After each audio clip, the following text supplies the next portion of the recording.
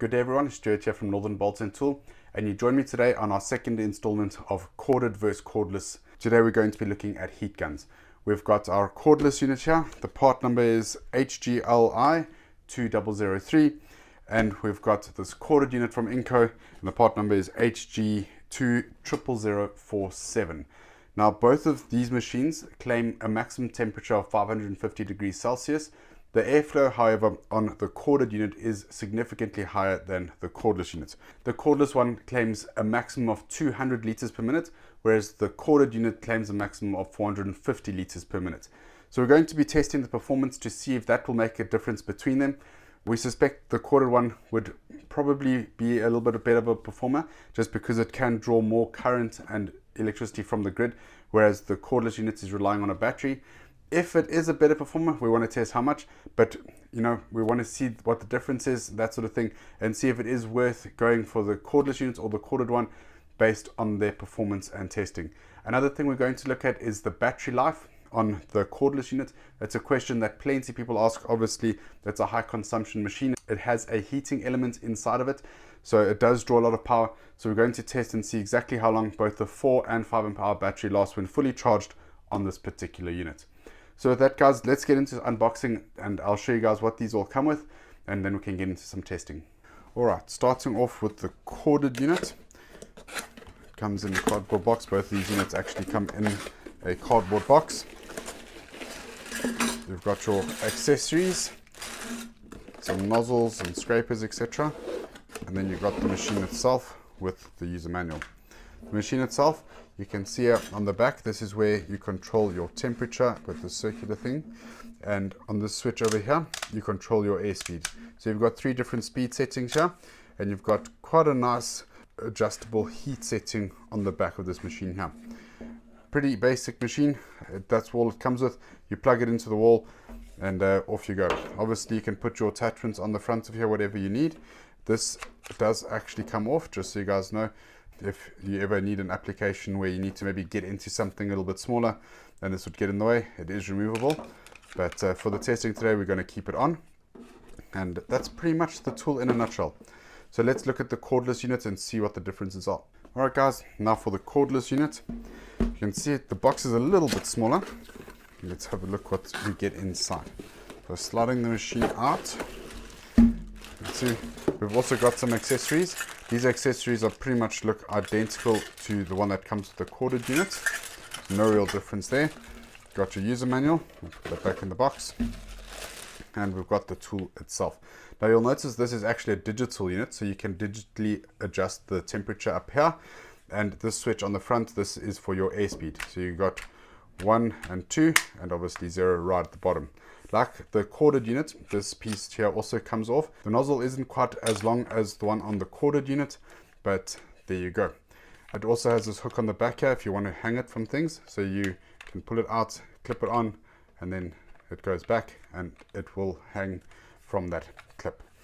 Other than that, it is also a pretty basic machine. You do have a light on the front, which is quite nice, like most cordless tools. Another feature of this machine, I'll just show you quickly.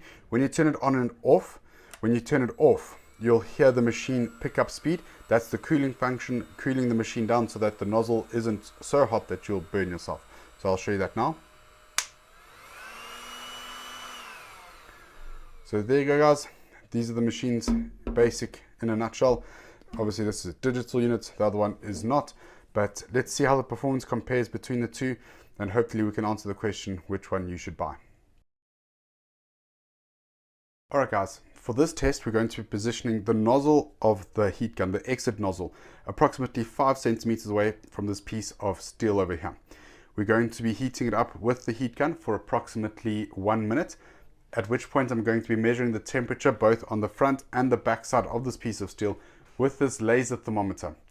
So with that, I'll get into it. What we're going to do is we're going to let the machine heat up for approximately 5 seconds before rotating it into its final position to heat up this piece of steel for 1 minute. I'm just going to measure the temperature of the metal before we start to make sure that they are identical, and it is 28 degrees on both sides. So 28 degrees, we'll remember that so that when we do the corded one, we make sure it is the same. So I'm going to start the test now.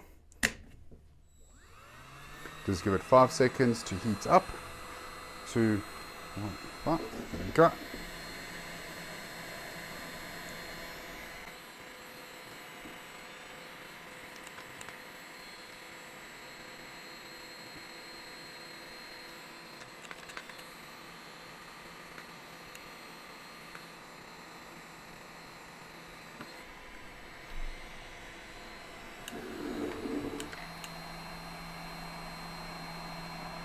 And we've got 50 degrees on the front there.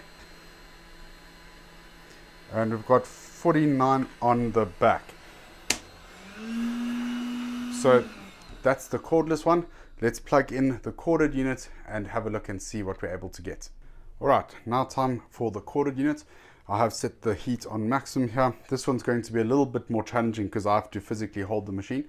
So I will try my best to keep it as stable as possible to ensure a reliable and comparable result.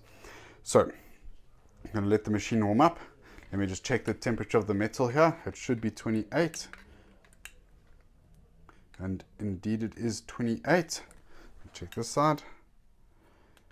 Perfect. We are good to go. So I'm going to start it now. You can hear that the airflow is a lot stronger on this one. Let's see how we go.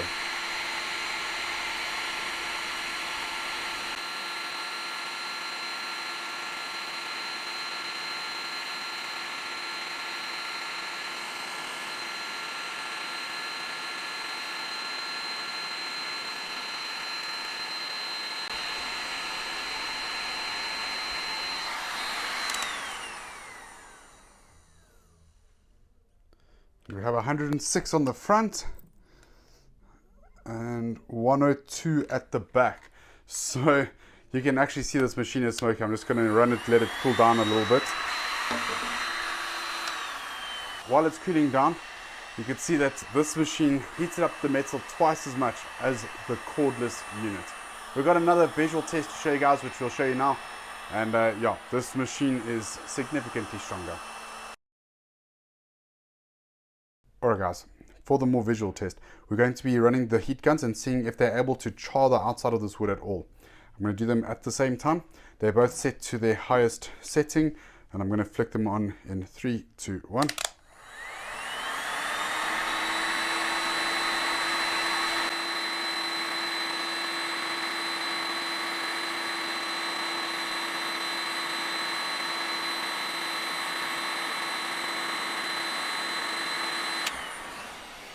So again guys, as you can see, the cordless unit is able to char the wood, but the corded unit is a lot stronger, and you can see this burn mark is a lot bigger. Now let's test the runtime on these 4 and 5 amp hour batteries on the cordless unit and see how long they're able to run this machine on for when it's running at its maximum setting. Alright guys, you can see we've set up the machine here. We've fully charged this 4 amp hour battery. We're going to run it on its max temperature and max fan speed. We're going to obviously time how long it takes to drain this fully charged 4 amp hour battery.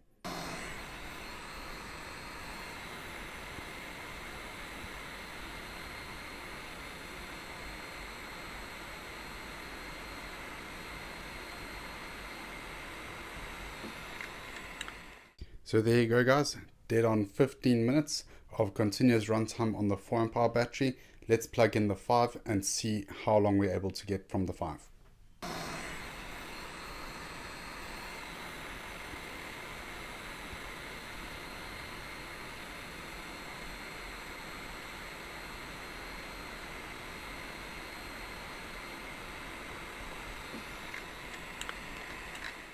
Alright guys, you can see the 5 amp hour battery died at around 17.5 minutes.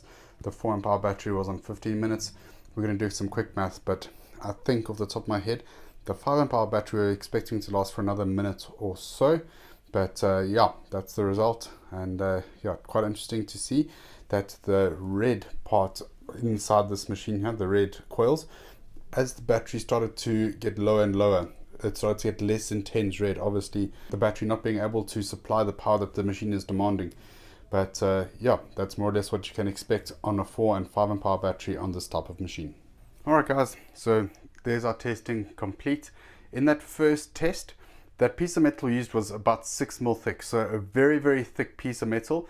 Very, very difficult for these machines to heat it up effectively, which is what we wanted to provide good testing, good results. So as you could see from that test, this cordless unit was able to heat it up to around 50 degrees Celsius, whereas the corded unit was able to reach over 106-ish degrees Celsius. So a huge result there. This machine was able to heat it up twice as much as the cordless unit. With regard to our second test on the wood, it wasn't a very scientific test, but I feel like it gave a nice visual representation of what the heat differences looked like. You could see on the wood, with the same amount of time, a similar amount of distance, the corded unit was able to char that wood a lot more than the cordless unit there. So you can see that this machine does perform quite significantly better than the cordless unit, but there are some pros and cons to each of these machines, which we'll get into shortly. In terms of runtime on the battery, you can see on continuous use, this cordless unit was able to run on the 4 amp hour battery for 15 minutes, whereas the 5 amp hour battery was able to power the machine for around 17.5 minutes. Now, if we do some quick calculations, 15 minutes on the 4 amp hour battery, that should give us approximately 18 minutes 45 on the 5 amp hour battery with that extra amp hour of capacity, but we did not see that. Now this could be due to a number of factors, for example the health of the batteries, the age, that sort of thing. We don't actually know how old these batteries are. We have used them in our tests, we have discharged them and charged them multiple times, and they have been used. They're not brand new batteries, so that could have played a bit of a part in the result that we saw there. But with that said, we did see a longer runtime on the 5 amp hour battery at least, so all good there. That was more of just a guide to show you guys what you can expect out of this machine with those batteries. Now the cordless unit might have not performed as well as the corded unit, but there's still plenty of heat there for your applications, like when you use heat shrink to shrink around the wire, that sort of stuff. You will achieve the same as you will with the corded unit, but it will just take you a little bit longer. With that said, if you have access to power and you're going to be using a heat gun, I wouldn't recommend changing over to the cordless unit. The cord is quite long. It's approximately 2 meters long. So you don't have to be right next to your power source. Of course, you can run a bit of an extension cord. But if you have access to power and it's not too far away from where you're working, go for the corded unit. It's a lot more powerful machine. You'll get your job done a lot more quickly. If, however, you're out in the field or in an environment where there isn't easy access to power, the cordless unit is a no-brainer. You don't have to carry a generator, you don't have to carry extension cords. Even in hard to reach or hard inaccessible places where you might need a heat gun, the cordless unit will do the job. Again, it will just take a little bit longer than if you had a corded unit, but it will do the job.